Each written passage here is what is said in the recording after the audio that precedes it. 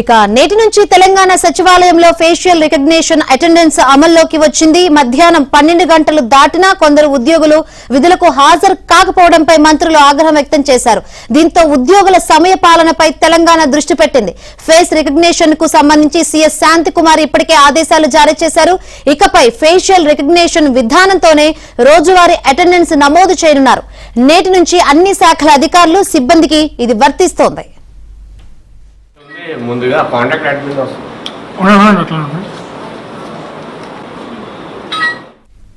దీనిపై మరింత సమాచారం మా ప్రతినిధి నరసింహరావు అందిస్తారు.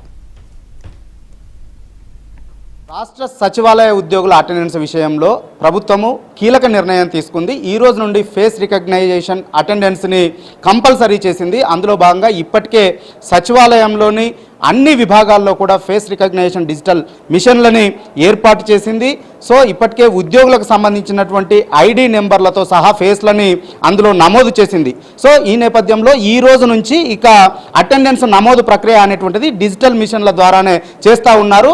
ఈ రోజు ఉదయం నుంచే ఉద్యోగులు తమ విధులకు హాజరయ్యే ముందు ఈ ఫేస్ రికగ్నైజేషన్ మిషన్లలో తమ అటెండెన్స్ని నమోదు చేసుకొని విధులకు హాజరవుతున్నారు. ప్రస్తుతం మనం సచివాలయంలో ఉన్నాము. సచివాలయంలో ఏర్పాటు చేసినటువంటి ఫేస్ రికగ్నైజేషన్ మిషన్ వద్ద ఉన్నాము. ఉద్యోగులు తమ అటెండెన్స్ని నమోదు చేసుకుంటున్నారు. మనం చూడొచ్చు ఇక్కడ వారు చేసుకోగానే వారి ఫోటో, అదేవిధంగా వారి నెంబరు, వారి ఆథరైజేషన్ నెంబరు, ఉద్యోగి నెంబరు, అటెండెన్సు ఈ విధంగా మొత్తం రికార్డ్ అవుతుంది. సో ఇక మీదట ఆ ఉద్యోగులకు సంబంధించినటువంటి అటెండెన్స్, వారి జీతభత్యాల చెల్లింపులన్నీ కూడా ఈ అటెండెన్స్ ద్వారానే, డిజిటల్ మీటర్ల అటెండెన్స్ ద్వారానే, మిషన్ల అటెండెన్స్ ద్వారానే చెల్లించబోతా ఉన్నారు. ఉద్యోగులు ఇక్కడ తమ అటెండెన్స్ నమోదు చేసుకుంటున్నటువంటి దృశ్యాల్ని మనం చేస్తూ ఉన్నాము.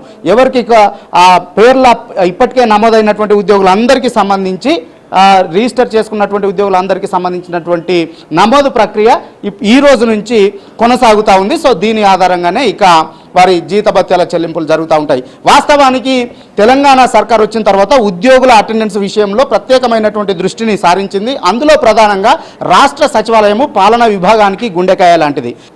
ఈ ఉద్యోగులు కొంతమంది సమయానికి వేళకి రావడం లేదని, ఇష్టానుసారంగా వస్తున్నారని, 12 గంటల వరకు కూడా కొంతమంది రావడం లేదని, వచ్చినా కానీ మళ్ళీ 5 గంటల లోపే మధ్యలోనే ఇళ్లలోకి వెళ్ళిపోతున్నారనేటువంటి విమర్శలు ఉన్నాయి.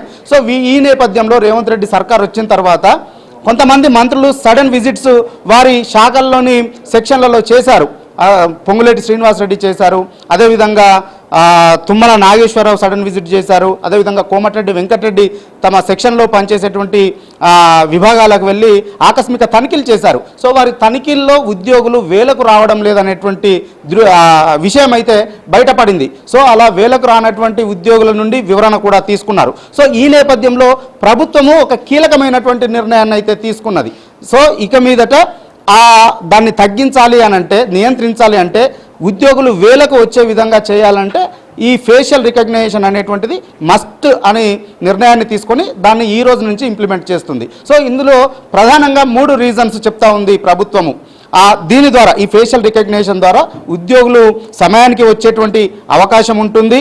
సో దాని ద్వారా పాలన కూడా సక్రమంగా జరుగుతుంది. అంటే ఉదయం సమయానికి వచ్చి వారి సమయము అయిపోయేంత వరకు కనుక ఉన్నట్లయితే సో పరిపాలన వ్యవహారాలు వేగంగా జరుగుతాయి, ఫైల్స్ వేగంగా ముందుకు కదిలేటువంటి అవకాశం ఉంటుంది. ఎక్కడా కూడా పనుల విషయంలో జాప్యం జరగకుండా వేగంగా జరిగేటువంటి అవకాశం ఉద్యోగులు వేలకు వస్తే జరుగుతుంది. అదేవిధంగా ఉద్యోగులు ఎవరైతే ఆలస్యంగా వచ్చేవారు ఉన్నారో వారిని కూడా కట్టడి చేసి వేలకు వచ్చే విధంగా నియంత్రించే విధంగా ఉంటుంది అనేటువంటి అభిప్రాయంతో, ఆలోచనతో ఈ నిర్ణయాన్ని తీసుకున్నట్లుగా ప్రభుత్వ వర్గాలు చెప్తా ఉన్నాయి. సో మొత్తానికి ఈ రోజు నుంచి అయితే ఇంప్లిమెంట్ అవుతా ఉంది. సచివాలయంలో ప్రతి విభాగంలో కూడా ఈ విధమైనటువంటి డిజిటల్ మిషన్లని ఏర్పాటు చేశారు. ప్రతి ఎంట్రన్స్ దగ్గర, సచివాలయం లోపలికి వెళ్ళేటువంటి ప్రతి ఎంట్రన్స్ దగ్గర ఇలాంటి డిజిటల్ మిషన్ ఏర్పాటు చేశారు. సో గవర్నమెంట్ ఆఫ్ తెలంగాణ ప్రభుత్వం అని 2 భాషల్లో ఈ విధంగా ఉంటుంది.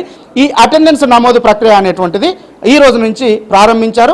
ఈ రోజు నుంచి ఇక తెలంగాణ సచివాలయంలో మాత్రము ఉద్యోగులకి ఇక ఈ డిజిటల్ అటెండెన్స్ అనేటువంటిది కంపల్సరీ చేశారు. ఆ ప్రక్రియ ఈ రోజు నుంచి కొనసాగుతూ ఉంది.